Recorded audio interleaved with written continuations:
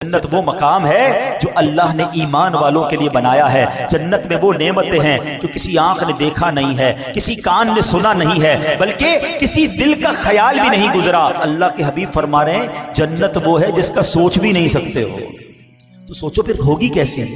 جہاں دماغ کی سوچ نہ پہنچ سکے اس کے بعد وہ نعمتیں کیسی ہوں گی؟ فرمایا دل کا گمان بھی نہیں گزرا۔ جنت میں دیواریں سونے چاندی کی اینٹوں سے اور مشک کے گارے سے بنی ہوئی ہیں۔ جنت میں 4 دریا ہیں، ایک پانی کا، دوسرا دودھ کا، تیسرا شہد کا، چوتھا پاکیزہ شراب کا، اور ان دریاؤں میں سے نہریں نکل کر ہر محل کے نیچے سے، ہر جنتی کے گھر سے نیچے سے نکل رہی ہیں۔ اہل جنت کو ہر قسم کے لذیذ کھانے ملیں گے، جو چاہیں گے فوراً ان کے سامنے موجود ہوگا۔ پانی کی خواہش ہوگی، جتنی خواہش ہوگی اتنا ہی ان کے مطابق پانی، دودھ، پاکیزہ شراب اور شہد کے کوزے خود بخود ان ہاتھوں میں آ جائیں گے۔ جنت میں کوئی نجاست نہیں ہے، نہ گندگی ہے، نہ تھوک ہے، نہ ریت ہے، نہ بدن کی میل ہے۔ سنو، ہر جنتی کے لیے کم از کم 10,000 خادم ہوں گے۔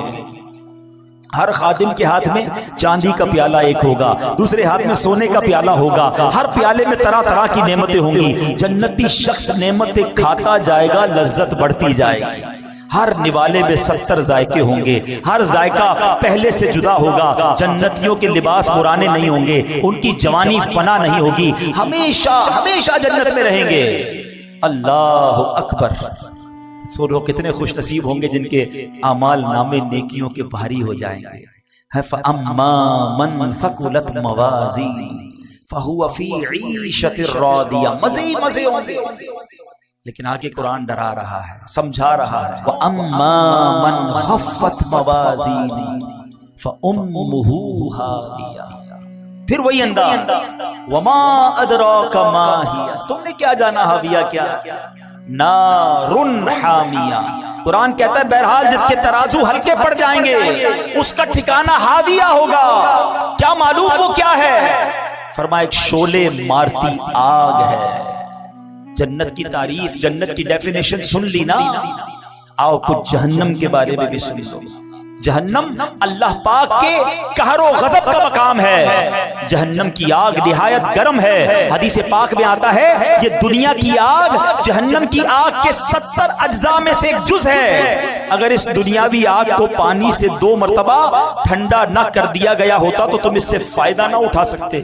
یعنی اس آگ کو ہمیں ٹھنڈا کر کے پیش کیا گیا ہے تو ہم اس آگ سے فائدہ اٹھا سکتے ہیں۔ جہنم کی آگ 70 ٹائم زیادہ خطرناک ہے۔ آپ سوچو تو صحیح، خالی دنیا میں چولہے کی آگ نہیں ہے، ایسی آگ ہے جب آتش فشاں پڑتا ہے تو بتایا جاتا ہے کتنے ہزار فارن ہائٹ وہ آگ نکلتی ہے، لوہے کو پگھلا دیتی ہے، شہروں کے شہر تہس نہس ہو جاتے ہیں۔ اتنی خطرناک آگ دنیا میں موجود ہے، اور جہنم کی آگ اس سے 70 گنا زیادہ خطرناک ہے۔ دنیا کی آگ اللہ پاک سے دعا کرتی ہے کہ اے اللہ پاک مجھے جہنم کی آگ میں دوبارہ نہ لوٹانا۔ آگ پناہ مانگتی ہے جہنم کی آگ سے۔ حضرت جبرائیل پیارے آقا علیہ الصلوۃ والسلام کی خدمت میں قسم اٹھا کر کہا انہوں نے کہ اگر جہنم کو سوئی کے ناکے کے برابر کھول دیا جائے تو تمام زمین والے اس کی گرمی کے سبب مر جائیں۔ روایت کے مطابق جہنم کی آگ 1000 سال تک دھکائی گئی، یہاں تک کہ وہ سرخ ہو گئی، پھر 1000 برس تک دھکائی گئی، یہاں تک کہ گئی، یہاں تک کہ سیاہ ہو گئی۔ اب وہ نری کالی سیاہ ہے جس میں روشنی کا نام بھی نہیں ہے۔ کون برداشت کر سکے گا؟ کون جا سکے گا؟ یہ کیسا شیطان مردود ہے، نہ جنت کا شوق بڑھانے دیتا ہے نہ جہنم کا خوف آنے دیتا ہے۔ ابھی یہ پاک کے سچے وعدے، قرآن کی میں آیتیں سنا رہا ہوں کہ سنو، اعمال ناموں میں گناہ زیادہ ہوئے نا تو جہنم میں جاؤ گے، اور جہنم ایسی ہے، مگر اس میں کون توبہ کر رہا ہے؟ کون اللہ کو راضی کرنے والی زندگی گزار رہا ہے؟ کون حرام روزی چھوڑ رہا ہے؟ کون شراب سے دور بھاگ رہا ہے؟ کون نافرمانیوں سے دور جاتا ہے؟ حرام دیکھ رہے ہیں، حرام کھا رہے ہیں، حرام سن رہے ہیں، نمازیں قضا ہو رہی ہیں۔ سوچو یہ کدھر جا رہے ہیں؟ یہ شیطان نے کیسی غفلت کی چادر اڑا دی ہے ہم پر۔ کیوں نہیں تیاری کرتے اس جنت کی؟ دنیا کی 50 60 70 سالہ زندگی کو کچھ دنوں کے لیے صبر کے ساتھ گزار لو، جنت کی نہ ختم ہونے والی زندگی تمہارا انتظار کر رہی ہے۔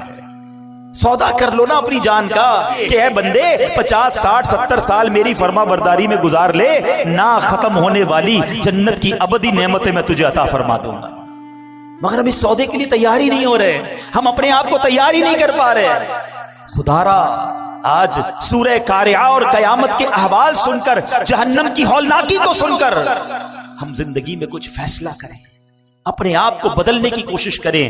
دل دہلانے والا واقعہ جب میں نے پڑھا، صحابی رسول حضرت عبداللہ ابن مسعود رضی اللہ عنہ سے روایت ہے کہ ایک بار ایک شخص بارگاہ رسالت میں حاضر ہوا، عرض کیا یا رسول اللہ صلی اللہ تعالی علیہ وسلم، کوئی ایسا مومن بھی ہے جو جہنم میں باقی رہ جائے گا؟ ذرا غور سے سنیے گا، ہو سکے تو سر جھکا کر سنیے گا۔ فرمایا ہاں، ایک شخص جو جہنم کے گہرے گھڑے میں ہوگا اور اونچی آواز سے یا حنانو یا منان پکار رہا ہوگا، اس کی آواز بلند ہوگی، اس آواز کو حضرت جبرائیل سنیں گے، کہیں گے العجب العجب، عجیب بات ہے، عجیب بات ہے۔ پھر حضرت جبرائیل علیہ السلام اللہ عز و جل کے عرش کے سامنے حاضر ہوں گے، سر سجدے میں رکھ دیں گے۔ اللہ پاک فرمائے گا ارفع راسک یا جبرائیل، اے جبرائیل اپنا سر اٹھاؤ۔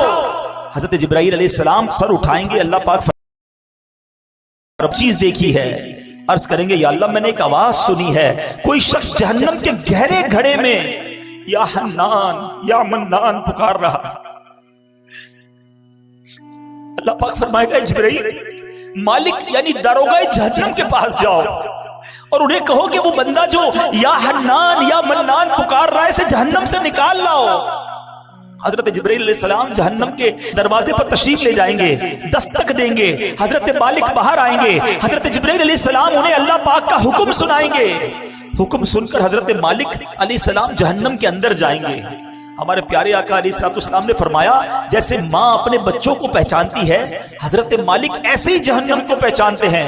اس کے باوجود آپ یا حنان یا منان کہنے والے شخص کو تلاش نہیں کر پائیں گے۔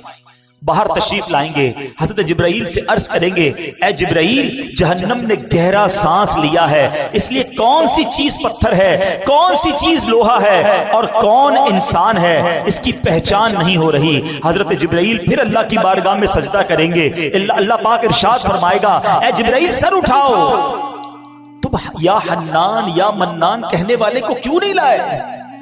جبرائیل عرض کریں گے مولا داروغہ جہنم حضرت مالک نے بھی معذرت کر لی ہے، کہتے جہنم نے سانس لیا ہے، اس کی وجہ سے پتھر لوہے اور انسانوں کے درمیان کوئی فرق نہیں بچا۔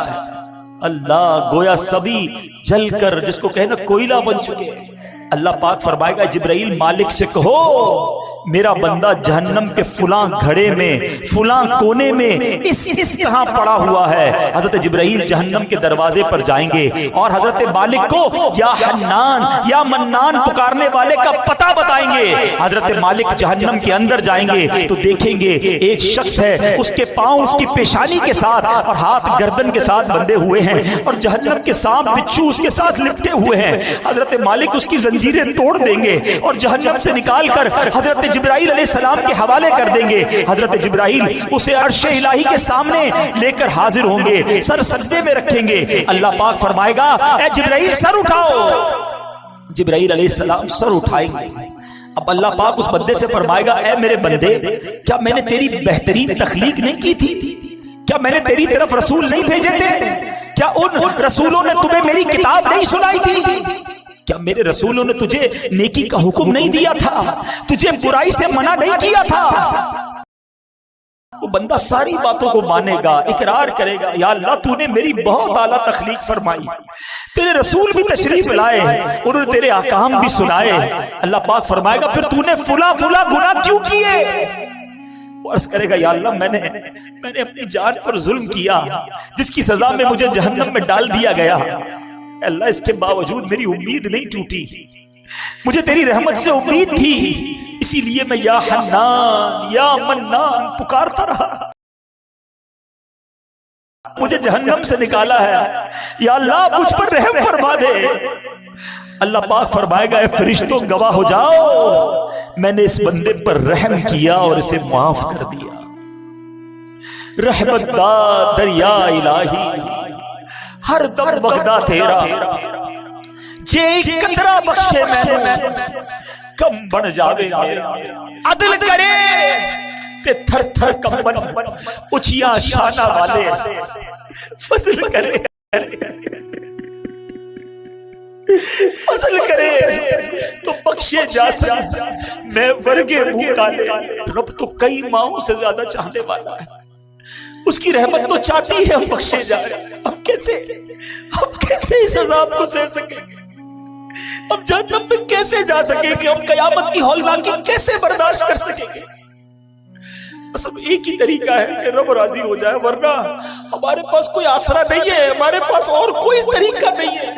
अगर अल्लाह नाराज हो गया ना फिर कुछ भी नहीं बचेगा, और रब राजी होना चाहिए।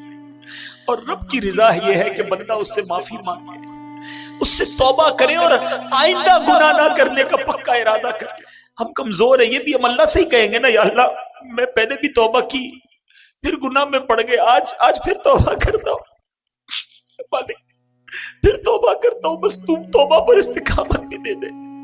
पता नहीं कब दुनिया से चला गया और वहां मारा गया, वहां पकड़ा गया तो मेरा बनेगा क्या? अल्लाह इस कमजोर बंदे पर रहम कर और आज सच्ची तौबा अता कर, आज सच्ची पक्की तौबा अता कर। तौबा क्या है? तौबा के 3 अरकान है। एक, बंदा शर्मिंदा हो जाए, माने मैं गुनाहगार हूं, नदामत करे, कहे अल्लाह को गलती हो गई, मानता हूं मालिक मुजरिम। दूसरे नंबर पर अब गुनाह ना करने का पक्का इरादा। तीसरा, इस वक्त मौजूदा ये गुनाह छोड़ दे, ये ना सोचो कि मैं तौबा करूंगा फिर गुनाह कर लूंगा, ये भी शैतान का वार है। हमारा काम तौबा करना है, इंशाअल्लाह रब करीम हमें तौबा पर इस्तिकामत भी वही अता फरमाएगा।